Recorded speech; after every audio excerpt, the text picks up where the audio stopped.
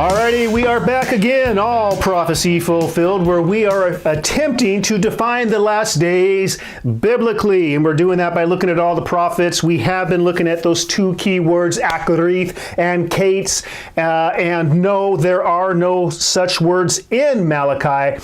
But man, I just cannot pass up Malachi because there are just so many signposts in Malachi saying straight ahead, last days, that way, via the writings of Malachi. So, man, he is not only germane to the issue, the topic of the last days, but man, it is just rich with, like I said, it's like these signposts saying last days, that way, right there. And yeah, you guessed it. Where's it pointing to? The first century. Okay, so here we go. Malachi.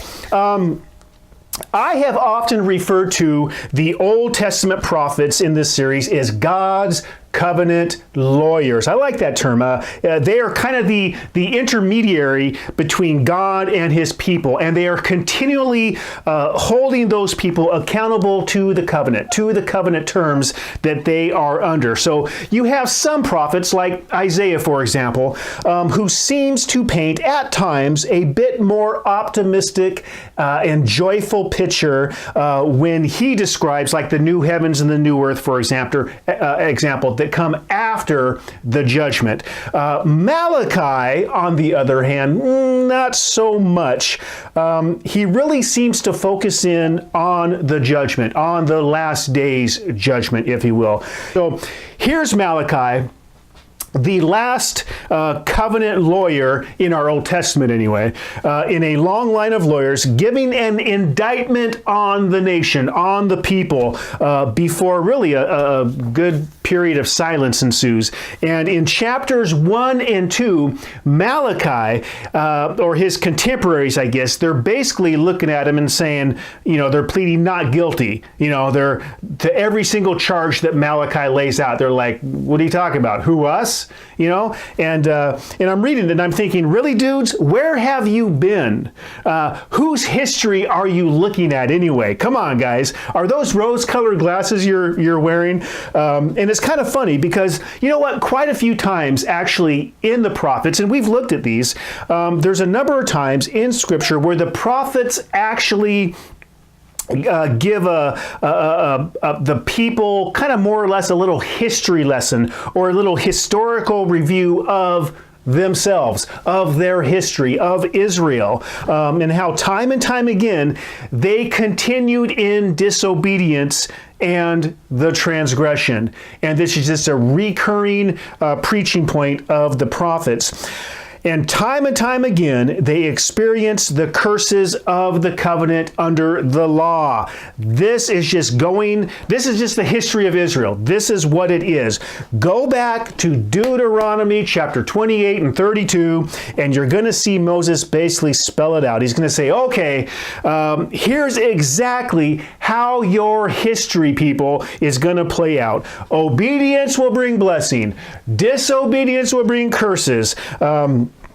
And you're going to be that way under the law, under the curse of the law, until that very road that you're on, the road of law, the road of Torah, if you will, you're going to continue down that road until it comes to an end, and it'll come to an end in the last days, in the latter days. And we get to Malachi, and that's exactly what's been happening here. Okay, and once again, the people, they're giving the old deer in the headlight look and saying, what, us? What have we done?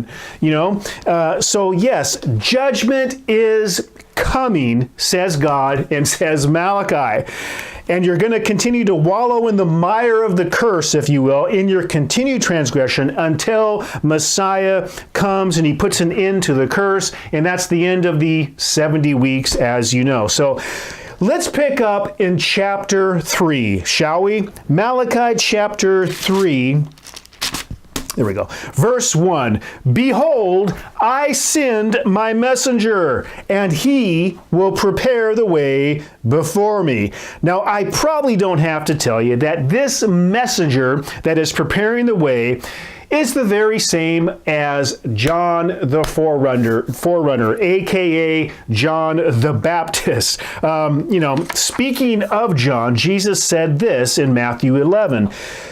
This is the one whom it is written, Behold, I will send my messenger ahead of you who will prepare the way before you. Again, Jesus is speaking of John in this passage. In addition, Mark introduces us to John, and I think he's really suggesting that John's message was really the beginning of the gospel of Jesus when he said Mark 1, 2, and 3. As it is written in the prophets. Now some manuscripts say, as it is written in Isaiah, the prophet, Behold, I will send my messenger ahead of you who will prepare your way. A voice of one calling in the wilderness, prepare the way of the Lord, make straight paths for him. So Mark kind of seems to combine, I think, Malachi 3:1 with Isaiah 43 to reference John the Baptist. Isaiah 43 says this, A voice of one calling, prepare the way of the Lord in the wilderness, make a straight highway for our God in the desert. So I just said a minute ago that Malachi really was the last covenant lawyer in our Old Testament anyway, in a long line of covenant lawyers giving an indictment of the nation before a period of silence ensues. Okay, well, he was, but he wasn't really the very last prophet. Really, John was the last prophet before Messiah. So really, you could say John was an Old Testament or Old Covenant Messiah, because he really was. We just see him in our New Testaments there at the beginning. So after that, and then it's interesting because then the Bible goes on like in that parable. Then last of all, he sent his son. That's Matthew 21:37. In other words, so you got all the prophets. I like to call them little p's. You got little p, little p, little p, little p, little p. You got John the Baptist. He's a little p. And then you have the big P, the prophet, the one. He was the coming one. So you got all these P's looking for the big P. The big P came, the big prophet. Last of all, God sent his son. Continuing in Malachi 3, verse 1 still. And the Lord whom you seek will suddenly come to his temple, even, or namely, the messenger of the covenant in whom you delight. Okay, so I think we have two people in view here. We have the messenger who is preparing the way for Messiah, and then I think we have the covenant of the messenger, Messiah himself. Okay, so it would be Messiah who would offer the new covenant to the house of Israel and the house of Judah. So continuing in 3:1 still, Behold, he is coming, says the Lord of hosts. That's reminiscent of Revelation 1:7, and I've gone over that many times. Behold, he is coming with clouds, that everybody likes to use as if, we're going to see him, in the air. No, we're not in our future. Behold, he's coming with clouds. No, you may recall, I said John, in Revelation, he was basically, borrowing a handful of familiar phrases that the Old Testament prophets use so that his audience there around in the 60s, early 60s, mid 60s, they would recognize who he was talking about when he said, Behold, he is coming with clouds, and every eye will see him, even those, or namely those, who pierced him.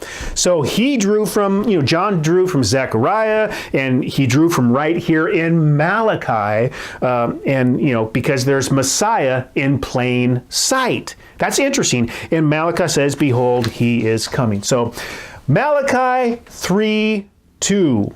Moving on. But who can endure the day of his coming, and who can stand when he appears? So he's asking a question. Is this a rhetorical question? Is the answer, well, no, nobody can, because it's God. Nobody can stand. I don't think that's what he's saying here. So we have Messiah, and he's coming. Messiah, the messenger of the covenant, is coming, and Malachi asks, who's going to be able to endure it? Who can stand? Now, why is he asking this? Well, because this, my friends, is a day of judgment, obviously. 3:5, and I will come near to you for judgment. So we know this coming is a coming in judgment. So really, from this point forward, this is where we kind of have to pay attention here. There's a judgment in view, but so too, really, I think, are two different peoples. Two kinds of people are in view in this judgment. You have those who would endure, those who would stand, or I think those really who would come out unscathed from this judgment, and I think there were those who would not. Simply put, this is kind of familiar now if I put it this way. You got the sheep and the goats. You got the righteous and the wicked. You've got the elect, you got the non-elect. You got those of faith, you got those who are not, okay? So really, I think the answer to this question is a simple one. Who would endure this day of the Lord? Well, I think those of faith would endure it. I think they would stand at the end, okay? Only the elect. Now, going through Malachi here, man, there are like 101 reasons and demonstrations and things that I can show you in here that I think are demonstrable scriptural evidence pointing to that this judgment was fulfilled in 70 AD. These things will come to fruition in the first century, and these are last day events. And I can demonstrate that, and I don't even really know where to start. So I guess I'm starting right here in Malachi 3:2. Now remember, I said that John borrowed Old Testament prophetic language and phrases, right, so that his audience would recognize that and they would know exactly what he was referring to. Well, John here in Revelation, I'm going to turn to Revelation chapter 6. John here is warning of a very near judgment in his day. Now, he is writing in the early to mid 60s. No, he's not writing in the mid 90s. Revelation 6, verse 17. For the great day of his wrath has come in John's day. And who is able to stand? Boy, that sounds familiar. That sounds just like Malachi's. Who can endure it? Who can stand when he appears? Revelation 6:17 is a reiteration. John is using Malachi 3:2. Now, it's really the same question, and I know that John here is warning of the impending judgment in his day that would come in AD 70, and really that would really begin around AD 67. So here's what I'm going to do. We got to slow down, make some connections, and bring this together, okay? I am going to contextually connect four passages here, okay, to demonstrate this. Now, I'm not just pulling these out of thin air and saying, oh, this is that. Let's take a look here, and I want to demonstrate how this great day of wrath here in Revelation 6:17 is the same day Malachi speaks of in Malachi 3:2, and that is pointing directly at the first century judgment. Those are the last days. Okay, Revelation chapter 6:17, we have a great day of wrath. Well, how does John describe this great day of wrath, this day of judgment? Well, let's back up 2 verses, okay? Revelation 6:15 and 16. Here you go. Here's what this day looks like that's very soon, very near, that has come. He says, and the kings of the earth, the great men, the rich men, the commanders, the mighty men, every slave and every free man, hid themselves in the caves and in the rocks of the mountains, and said to the mountains, fall on us and hide us from the face of him who sits on the throne, and catch this, and from the wrath of the Lamb. Okay? This is the coming. This is the return. This is the parousia. This is the, or is it parousia? This is the appearing a second time apart from sin for salvation. Of who? Of Jesus the Lamb. Okay, so what does this prove? What does this demonstrate? Okay, well, first of all, stay with me here. This demonstrates that Revelation 6 is really a reiteration of Malachi 3, which points to 70 AD. So both Malachi and John, they are speaking of the same person, Messiah and the Lamb. Do you get that? Okay, this is the same judgment because John's referred to the Lamb. Malachi is talking about Messiah, the messenger of the covenant. Okay, they are one in the same, but there's more. So pay attention here. We also know that John here in Revelation 6, he is taking the same day of the Lord described by Isaiah and Hosea, and he applies it to his day and the judgment that was about to fall him in the mid-60s. Now listen to this. Isaiah chapter 2. Now look, Isaiah chapter 2 is a last days passage. It's a passage that explicitly states and details a day of the Lord, that's a day of judgment, that would occur in Israel's last days. Isaiah 2:1. And it shall come to pass in the latter days, Zacharith, in the latter days of Israel. This is Israel's last days in view here. This is first century in view here with Messiah. So in Isaiah 2:10 and 19, here's how this is detailed. Here's how this judgment is described. They shall go into the holes of the rocks and into the caves of the earth from the terror of the Lord and the glory of his majesty when he arises to shake the earth or the land mightily. So you've got people going into the holes of the rocks and the caves of the earth. Well, Hosea, also describing this a day of judgment, says this in Hosea chapter 10, verse 8. Also the high places of Avin, the sin of Israel, shall be destroyed. So you got the sin of Israel being destroyed, done away with, taken away. Sounds like maybe Daniel chapter 9.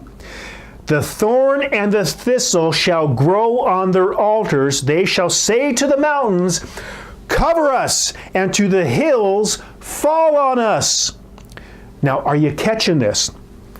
John in Revelation verse 6 or chapter 6 verse 15 and 60, he combines these two verses right here in Isaiah chapter 2, Hosea chapter 10. He combines these two verses to describe the judgment that was the wrath that was about to come, that was in his impending soon near future. John is using these two verses to describe this judgment.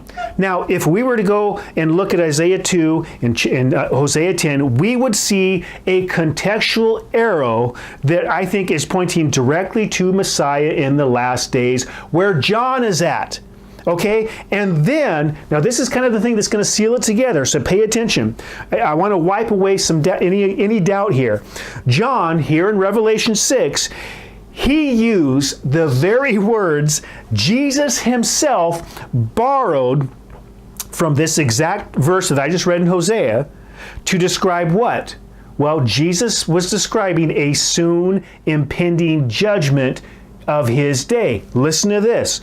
Luke chapter 23, 28 through 30. Jesus is on the way to his death. He's carrying the cross. He's just about to be crucified. But he says this, Jesus turning to these women over here, he says, these women who were mourning, he says, daughters of Jerusalem, don't weep for me. Weep for yourselves and for your children. Don't weep for me. You need to weep for yourselves and for your children. Why would he say that? For indeed, the days are coming in which they will say, blessed are the barren, wombs that never bore, breasts which never nursed. Then they will begin to say to the mountains, fall on us, and to the hills, cover us. Whoa. Jesus is using Hosea's words to describe exactly what was going to happen to his generation, to them and their daughters. Judgment was coming. I mean, come on, how powerful is that? Who can endure the day of his coming? Again, only the righteous, only those in Christ. And I think really that was the point here.